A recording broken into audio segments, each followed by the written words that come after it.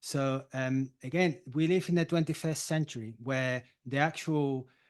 oil of the 21st century is data. And Latin America has a tremendous untapped amount of diversity. And we just need to get to the governments to that they're able to facilitate the necessary infrastructure and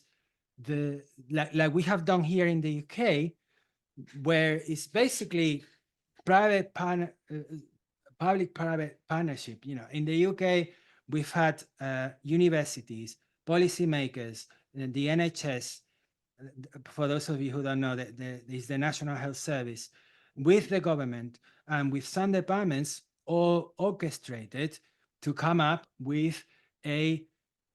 initiative that first will engage with the people that are underrepresented,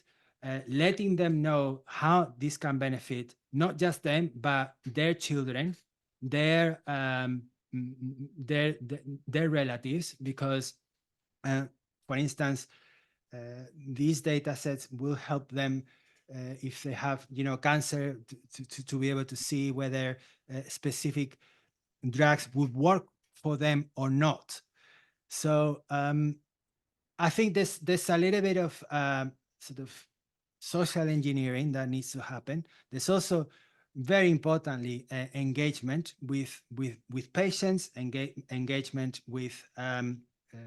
participants, so that they really see the value in having this diverse richness of data properly